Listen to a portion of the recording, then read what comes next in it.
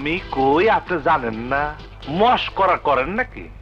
3 দিন ধরে আবুল্লার ঘরের সামনে খুঁটি গাইরা পইরা রইছি, খাওয়ান দাওন নাই, ঘুম নাই, আর উনি জিকে আমি কই? হ্যাঁ কেনা তুই আবুল্লার দেখা পাস নাই?